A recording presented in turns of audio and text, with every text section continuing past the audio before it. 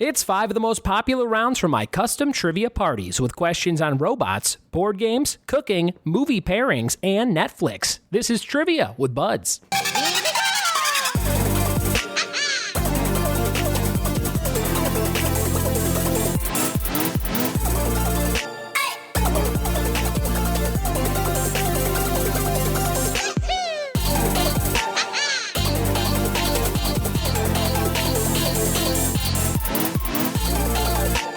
What it be?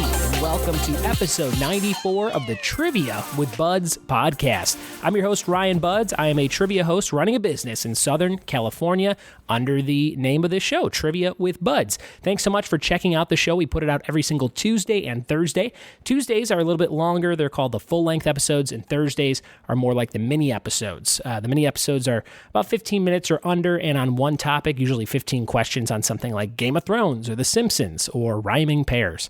And the full-length episodes are usually more varied by topic. Sometimes it is two friends of mine battling in topics that they're good at. Sometimes it's me live at a certain location of mine that I recorded for you to listen to. And sometimes it's just me asking you questions one-on-one like today. I had a crazy-ass weekend, tons of stuff going on, and I did not have time to sit down with anybody and record an episode. So I thought that this would be fun because we haven't done it in a little while. I was in Chicago this weekend, and it was a ton of fun. I had so many events to do in 3 days. None of them which were trivia related, but the first one was Friday night. I had to officiate a wedding. It was the 6th wedding I've ever done, and it was my friend's parents. So it was a ton of fun. It was a couple that dated in high school and then broke up and then reconnected later in life after they both got divorced and wanted to get married again.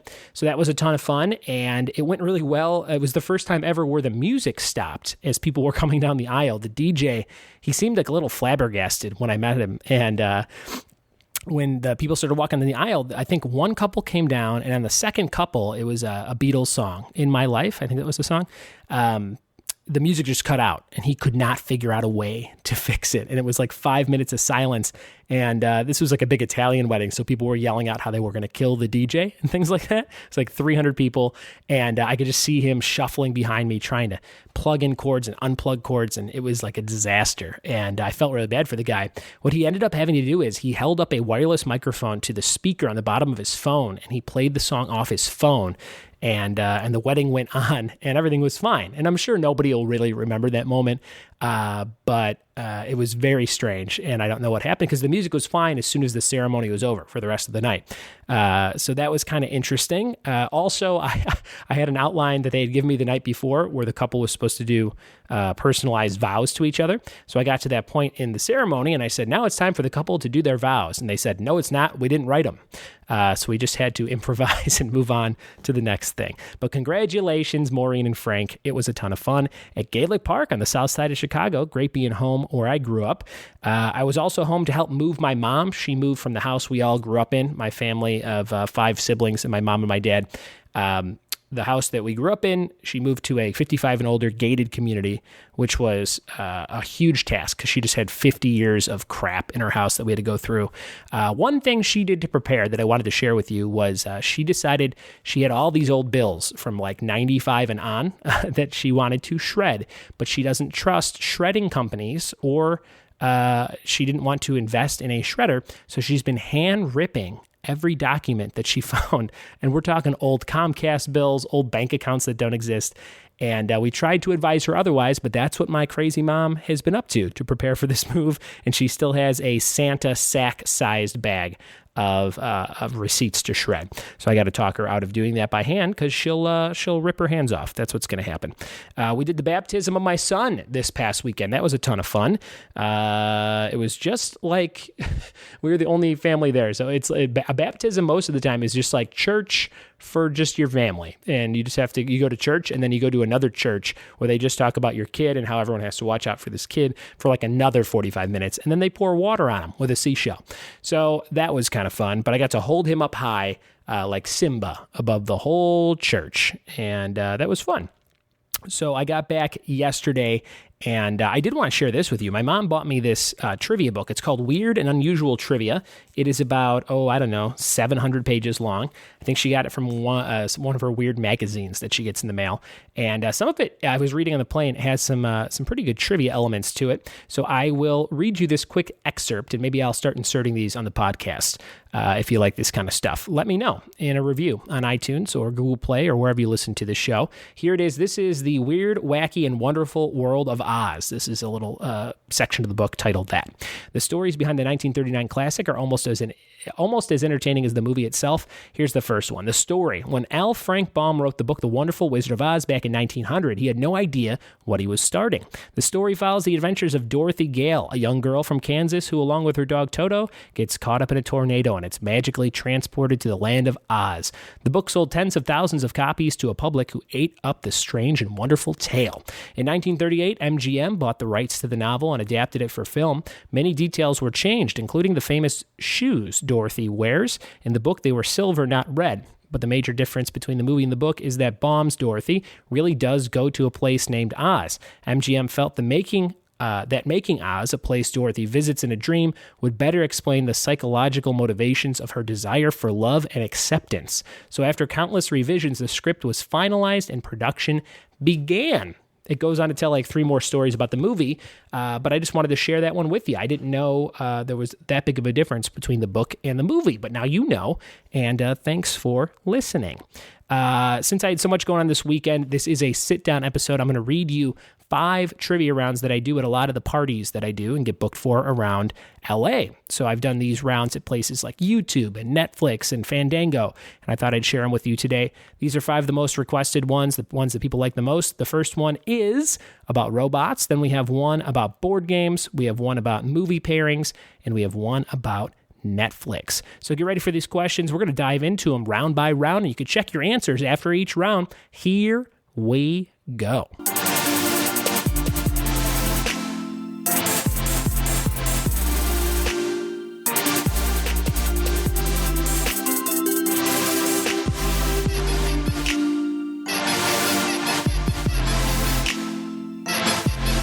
This is round number 1. It is all about robots in movies. So I'm going to ask you 11 questions about robots in movies, and you are going to write down your answers. If you're playing along at home, or if you're, in a car driving somewhere, you can pause it and kind of talk it over with whoever's in the car. This show's great for road trips. So if you are traveling somewhere, let me know how you listen. That's what a lot of people tell me they like to do. This is question number 1 for robots in movies. Here we go. What action star does the voice of the Iron Giant in the 1999 movie of the same name? Question number 1. What action star does the voice of the Iron Giant in the 1999 movie of the same name? Question number 2. In what movie is Will Smith's character's name Del Spooner? Question number 2. In what movie is Will Smith's character's name Del Spooner? Question number 3. In 2005, Blue Sky Studios put out an animated movie called Robots starring Robin Williams. What other 5 film franchise did they make? Question number 3. In 2005, Blue Sky Studios put out an animated movie called Robots starring Robin Williams. What other 5 film franchise did they make? Question number 4. What year did the first RoboCop movie come out? Was it 1980, 1985, 1987, or 1990? Question number 4. What year did the first RoboCop movie come out? 1980, 1985, 1987, or 1990? Question number 5. What robot does Wall-E fall in love with? Question number 5. What is the name of the robot that Wall-E falls in love with? Question number 6. In what film would you find a robot named Johnny 5? Question number 6. In what film would you find a robot named Johnny 5? Question number 7. In what X-Men film did Sentinels first appear to hunt mutants? Question number 7. In what X-Men film did Sentinels first appear to hunt mutants? Question number 8. What year does the second Blade Runner take place in? Question number 8. What year does the second Blade Runner take place in? Question number 9. Who did the voice of Dot Matrix in the film Spaceballs? Question number 9, who did the voice of Dot Matrix in Spaceballs? Question number 10, who is known as the leader and warlord of the Decepticons in Transformers? Question number 10, who is known as the leader and warlord of the Decepticons in Transformers? And the bonus question, this would be a 2-point question if you were playing with me live. Name the main character that has Baymax as a companion. Question number 11 for 2 points. Name the main character that has Baymax as a companion. Those are your questions for round number 1, robots. Let's see how you did after this quick break and a quote that I like from a movie relating to robots.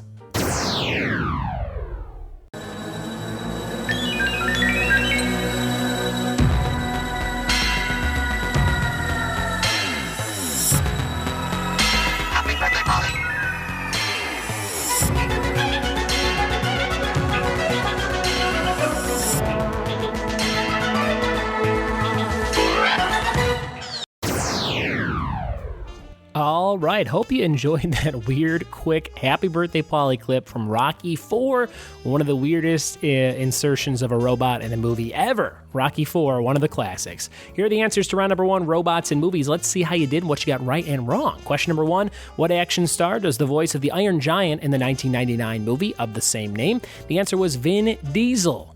Vin Diesel. Question number 2, in what movie is Will Smith's character's name Del Spooner? This one was kind of easy because he's only been in a few, maybe, robot-related movies. The answer was iRobot. Got robot right in the title. Question number 3, in 2005, Blue Sky Studios put out an animated movie called Robots, starring Robin Williams. What other 5-film franchise did they make? That was Ice Age, which is not robot-related, but I found a way to kind of link it together, so hopefully you knew that one. Ice Age. There are 5 of those. Number 4, what year did the first RoboCop movie come out? Was it 1980, 1985, 1987, or 1990? It was the third choice there, 1987. The same year as The Evil Dead 2 and The Lost Boys and The Princess Bride and Predator, maybe? I think? I don't know. I went to an art gallery that had all of those posters, and I think it was 1987 themed, but I don't remember exactly. Number 5, what robot does Wall-E fall in love with? Ava. It is spelled E-V-E, like Eve, but he pronounces it Ava. Number 6, in what film would you find a robot named Johnny 5? That is Short Circuit. Those are crazy-ass movies with a wisecracking robot. Short Circuit, they kind of slightly remade this movie a couple years ago called Chappie, which I never saw, but I guess is supposed to be good because it's the guy who did District 9. Number 7, in what X-Men film did Sentinels appear for the first time to hunt mutants? X-Men The Last Stand. They have a glimpse of Sentinels in that movie, X-Men The Last Stand. Number 8, what year does the second Blade Runner take place in? It's part of the title, 2049. Blade Runner 2049. I saw that in theaters. I think it was the first movie I saw with Movie Pass when it came out like 6 months ago. 2049. Great movie. Number 9, who did the voice of Dot Matrix in Spaceballs? Joan Rivers. Joan Rivers was the answer, the late, great Joan Rivers. I always liked Joan Rivers. There was some documentary about her where she had a card catalog, like at a library that they used to have, and every drawer pulled out, and it was categorized jokes based on her husband or her life or being old or makeup and all these different things. Thought it was very impressive. Number 10, who is known as the leader and warlord of the Decepticons in the Transformers? Megatron. That's what I was looking for there. Megatron. And the bonus for 2 points, name the main character that has Baymax as a companion. The movie's called Big Hero 6, and the hero is spelled like superhero, but the character's name in Baymax that uses him the most is Hiro, H-I-R-O. So Hiro, H-I-R-O was the answer there. Hopefully you did well on robots and movies. We're going to dive into our next category, which is about board games, in just a second. All right, we're moving on to round number 2, which is all about board games. I love the website Board Game Geek, if you want to check that out. They have like a huge database of every single board game possible. And if you live in Southern California and you love board and card games, I urge you to go check out Game House Cafe in Glendale, California. They have, I think, 1,200 different games you could play for like a flat rate. And you just go in there and you could sit there all day and have a fun time with your pals and your gals. So this is round number 2, board games. Let's see what you know. Number 1, what game, originally known as the Landlord's Game, has been licensed in more than 45 countries? Question number 1, what game, originally known as the Landlord's Game, has been licensed in more than 45 countries? What do you think that is? Question number 2. In a game of chess, which piece can only move vertically and horizontally? Question number 2. In a game of chess, which piece can only move vertically and horizontally? Question number 3. What is the maximum amount of players in a game of Chinese checkers? Question number 3. What is the maximum amount of players in a game of Chinese checkers? Question number 4, what is the smallest ship in Battleship? What is the name of the smallest ship in Battleship? Question number 5, what game board contains locations like Molasses Swamp and Peanut Brittle House? Question number 5, what board game contains locations like Molasses Swamp and Peanut Brittle House? Question number 6, what German-style railway-themed game from Alan R. Moon came out in 2004? Question number 6, what German-style railway-themed game from Alan R. Moon came out in 2004? Question number 7, what icon would you find in the pink center square of a Scrabble board? Question number 7, what icon would you find in the pink center square of a Scrabble board? Question number 8, there's a popular murder mystery game called Clue in the US, but what is it called in the UK and Australia? Question number 8, there's a popular murder mystery game called Clue in the US, but what's it called in the UK and Australia? Question number 9, what game included pieces called spare ribs and brain freeze? Question number 9, what game included pieces called spare ribs and brain freeze? Question number 10, what action-packed game featured these lines in a TV ad? It's a race, it's a chase, hurry up and feed their face, who will win? No one knows. Question number 10, what action-packed game featured these lines in a TV ad? It's a race, it's a chase, hurry up and feed their face, who will win? No one knows. And the bonus question for 2 points, what 4 colors make up the playing pieces in a game of Sorry? Question number 11 for 2 points, what 4 colors make up the playing pieces in a game of Sorry? All right, that is the end of round number 2, board games. I'm going to play an ad from one of my favorite tabletop board games from the 80s, 90s era right about now, and then we're going to go over the answers for round number 2. Is he gonna wake up? Don't wake Daddy! Is he gonna wake up? Don't wake Daddy! The game where you try to sneak into the kitchen without waking Daddy. Land on a noise. It could be back to bed for you. Don't wake Daddy! From Parker Brothers. Don't Wake Daddy, the board game about sneaking into the kitchen, but you have a father who sleeps alone in a twin-sized bed. And it is as fun as I remember listening to that ad. I never owned the game myself, but I have played it somewhere drunkenly. Here's question number 1 on board games. What game originally known as the Landlord's Game has been licensed in more than 45 countries? That, of course, is Monopoly, which I would call like the king of board games. I feel like the most people in the world probably know what Monopoly is. Does that seem right? Someone let me know. Number 2, in a game of chess, which piece can only move vertically and horizontally? Looking for the rook or the castle or the one all the way on the end on the black or white side. Rook was the answer. Number 3, what is the maximum amount of players in Chinese checkers? There are spaces for 6 different colors, so 6 players. Number 4, what is the smallest ship name in Battleship? That is the Destroyer. I think it has only 3 pegs or maybe 2 pegs on it. It is called the Destroyer. Question number 5, what game board contains locations like Molasses Swamp and Peanut Brittle House? That is Candyland. Candyland. And number 6, what German-style railway-themed game from Alan R. Moon came out in 2004? That was Ticket to Ride. I've never played this game, but it says sold over 5 million copies when I see it at Target, and I'm tempted to buy it every time. If you like Ticket to Ride, let me know. Shoot me an email, ryanbudds@gmail.com. Tell me what you like about it, and if it's hard to understand, because I lose my patience pretty quick with these types of strategy games. Number 7, what icon would you find in the pink center square of a Scrabble board? A star. A star right in the middle. Number 8, there's a popular murder mystery game called Clue in the US, but what's it called in the UK and Australia? It is called Cluedo. The word clue with D-O on the end of it. Cluedo. Question number 9, what game included pieces called Spare Ribs and Brain Freeze? That, of course, is Operation. I never owned that game, but have played it quite a bit as well. Operation, Don't Touch the Sides, or it buzzes. Number 10, what action-packed game featured these lines in a TV ad? It's a race, it's a chase, hurry up and feed their face, who will win, no one knows, Hungry, Hungry Hippos. That was the answer there. And the bonus for 2 points, what 4 colors make up the playing pieces in a game of Sorry? That is red, blue, yellow, and green. Red, blue, yellow, and green. Those are your answers for round number 2, board game trivia. Let's move on to your next round in just a second. I think you're going to do well on it. It's all about cooking.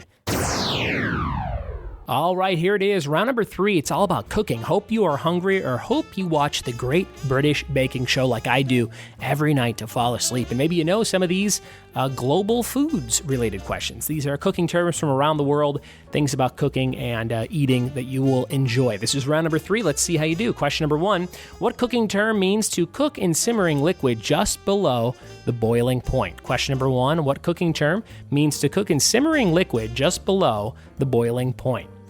Question number 2, what beer uses a harp as part of their logo? Question number 2, what beer uses a harp as part of their logo? Question number 3, modern paella originated in what country? Modern paella originated in what country? Question number 4, fugu in Japan comes from what type of fish? Question number 4, fugu in Japan comes from what type of fish? Question number 5, what part of the body does filet mignon come from? Is it the belly, the loin, or the leg? Question number 5, what part of the body does filet mignon come from? Is it the belly, the loin, or the leg?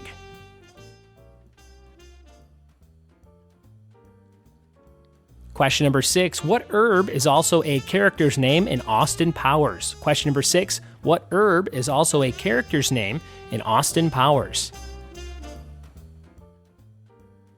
Question number 7, what yeast spread became a registered trademark in Australia in 1919?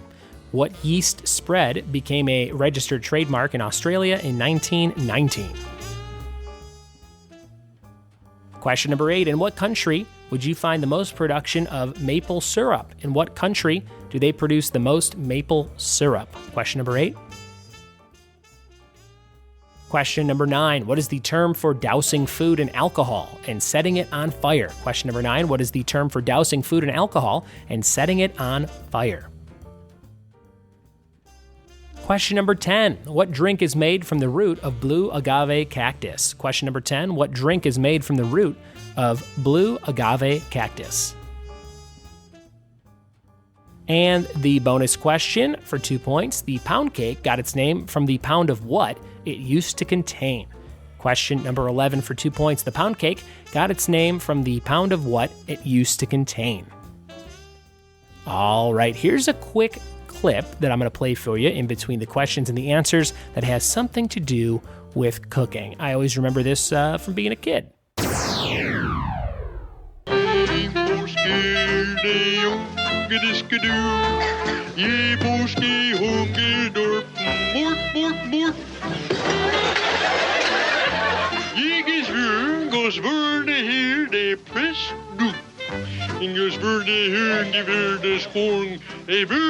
Det du.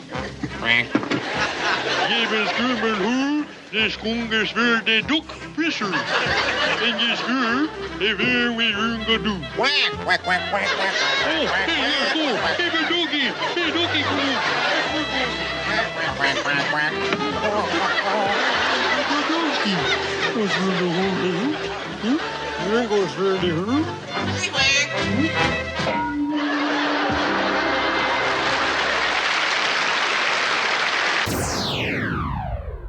All right, that was a quick clip from the Swedish Chef from the Muppets trying to cook a duck. If you couldn't understand it, I tried watching it again, and I'm like, maybe this wasn't as memorable as I remember, but I still wanted to include it because he makes a lot of weird noises. Question number 1 for global foods and cooking. Let's see what you got. Number 1, what cooking term means to cook in simmering liquid just below the boiling point? The word I was looking for was poach, like poaching an egg. Question number 2, what beer uses a harp as part of their logo? That's, of course, Guinness. Nice Guinness. I didn't start drinking Guinness until my 30s, and it's pretty good every once in a while. Number 3, modern paella originated in the country of Spain. Spain. Question number 4, fugu in Japan comes from what type of fish? A blowfish or puffer fish? I think it has both names. Puffer fish. Question number 5, what part of the body does filet mignon come from? Is it the belly, the loin, or the leg? It is the loin, which is why it's so tender. Number 6, what is the name of the herb that's also a Austin Powers character? That is basil, or basil, as you would say.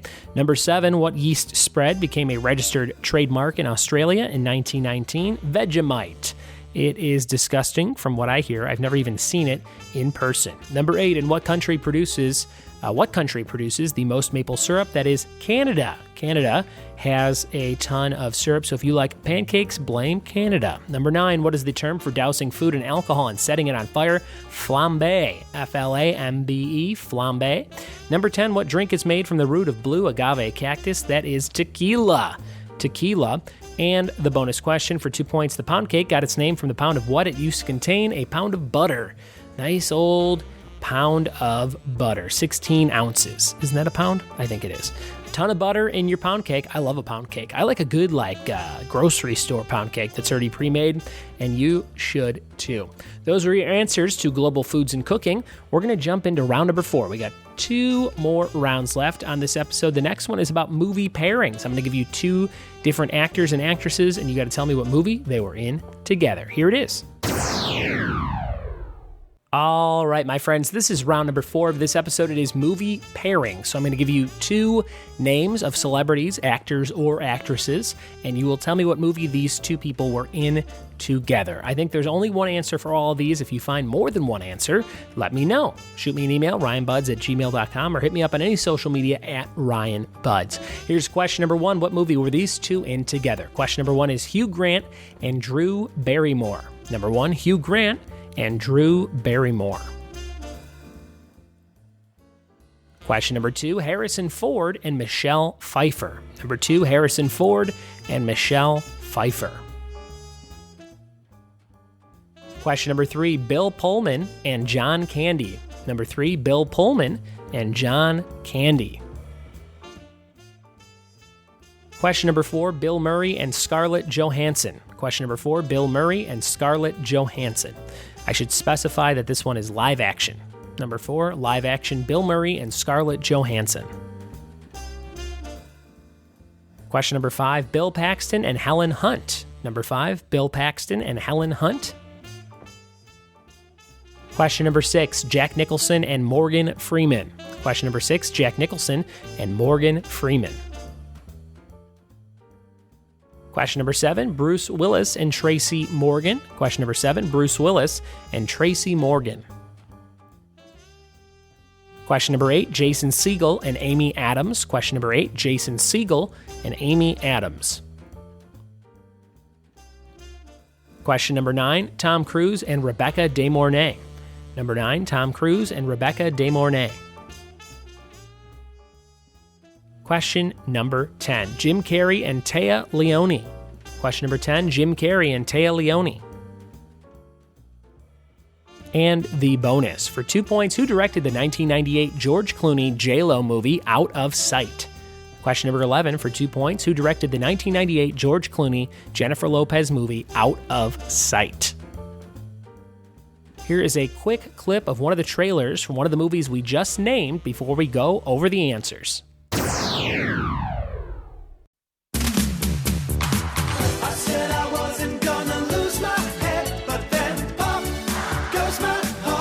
Did you ever hear of the band Pop? Yeah, of course. Everybody has. They had that ridiculous hair and those ridiculous outfits, and oh my God, you're one of them. I can't lose this feeling.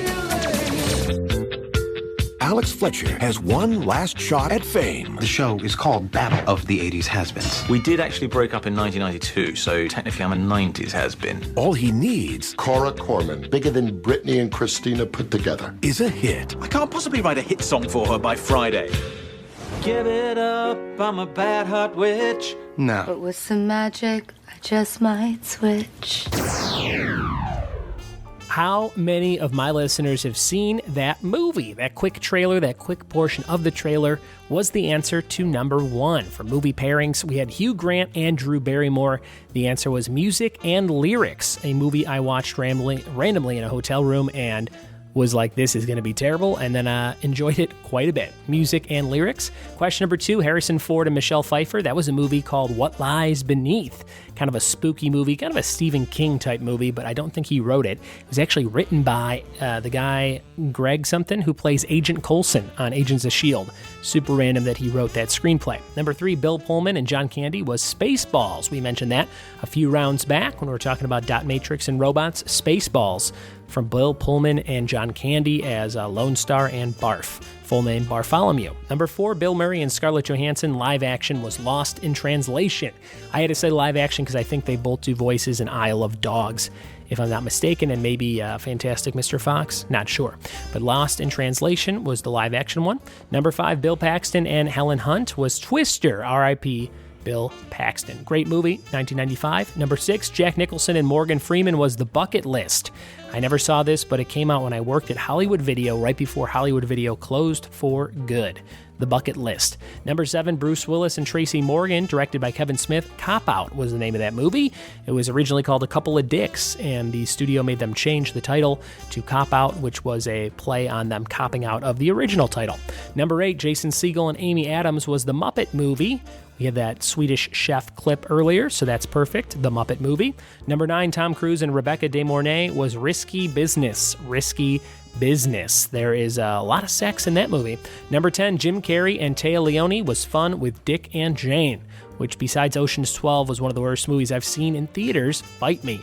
And the bonus for 2 points, who directed the 1998 George Clooney J.Lo movie Out of Sight? Steven Soderbergh, which sprouted the relationship with George Clooney to make all the Oceans film and then some. So Steven Soderbergh was the answer. We're going to jump into our last round right now. Hope you're having fun on this solo episode. The last round is all about Netflix. Here we go. All right, this is your last round for this episode. It is about Netflix. This was pulled straight from a party I did at the Netflix headquarters in Hollywood just a month or two ago. Hopefully, I'll be back there again soon to have some fun. Here's question number one for Netflix. On what November 17th, 2017 premiering Netflix series would you find someone named Frank Castle? Question number one, on what November 17th, 2017 premiering Netflix series would you find someone named Frank Castle?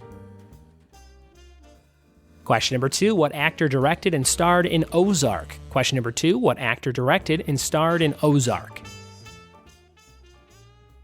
Question number three, what was the very first Netflix original series? Question number three, what was the very first Netflix original series? Question number four, Maria Bamford has 2 seasons of a comedy show on Netflix under what title? Question number four, Maria Bamford has 2 seasons of a comedy show on Netflix under what title?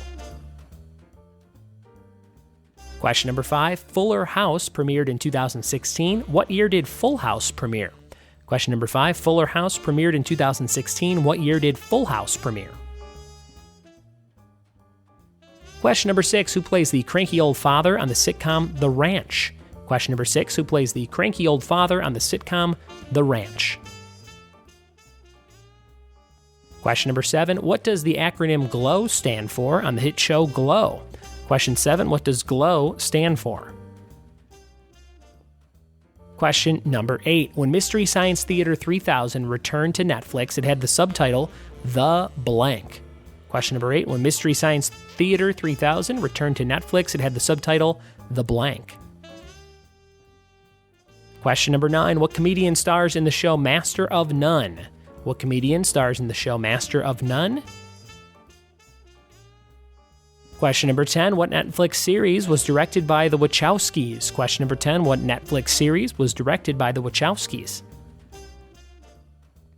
And the bonus question and the last question of this podcast for 2 points. What Netflix series has the initials FFC? There's only one. For 2 points, what Netflix series has the initials FFC? Good luck on those questions. Here is a quick clip from a Netflix show that I love. People. Ones I put down, people I killed. I want you to know that I do it all again. This is a circus, all right? It's a charade, it's an act. There's bullshit about how crazy I am. I ain't crazy. I'm not crazy, okay? I know what I did. I know who I am. And I do not need your help. I'm smack dab in the middle of my right goddamn mind, and any scumbag, any lowlife, any maggot piece of shit that I put down, I did it because I liked it. Hell, I loved it. Great scene of the Punisher in a courtroom saying that he is the Punisher and everybody deserved it. I think it's from Daredevil Season 2, which was a great season of that show. And then I loved Season 1 of The Punisher, which was the answer to number 1 on what? November 17, 2017, premiering Netflix series. Would you find someone named Frank Castle? That was, of course, The Punisher. Question number 2, what actor directed and starred in Ozark? Jason Bateman. That's a really good show that I still need to finish. I think I watched half of it. Number 3, what was the very first Netflix original series?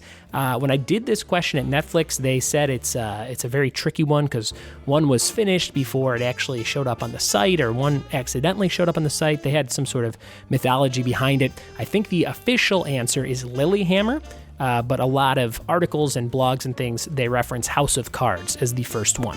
So if you put Lilyhammer or House of Cards, I think you are correct. Number 4, Maria Bamford has 2 seasons of a comedy show on Netflix under the title Lady Dynamite. Lady Dynamite. Number 5, Fuller House premiered in 2016. What year did Full House premiere? Way back in 1987. I was 2 years old. Number 6, who plays the cranky old father on the sitcom The Ranch? Sam Elliott. One of my favorite badass actors from Roadhouse. Number 7, what does the acronym GLOW stand for? Gorgeous Ladies of Wrestling. The Gorgeous Ladies of Wrestling. Number 8, when Mystery Science Theater 3000 returned to Netflix, it had the subtitle The Return. The Return. Number 9, what comedian stars in the show Master of None? Aziz Ansari. Aziz Ansari. Number 10, what Netflix series was directed by the Wachowskis? That was Sense8, which I think got canceled, but they're letting them finish it or something. And the bonus for 2 points, what Netflix series had the initials FFC? I was looking for Friends from College. Friends from College. Let me know how you did on the Netflix round and all 5 rounds, guys. We've come to the end of this episode of the podcast. If you like these solo efforts where I'm just asking trivia questions, let me know. I have dozens and dozens and dozens of weeks of rounds of these ready to go. So whenever I am in a bind and I did not get to record an episode, I could always throw one of these up. And some people, as they've written me, prefer when there's way more trivia and less banter and talking. So let me know. Shoot me an email, ryanbudds@gmail.com. Find me on social media at ryanbudds on everything. If you like the show or you don't like the show, leave a review over on iTunes or Google Play and let me know what you like or don't like about it so I can work on improving it or continuing it.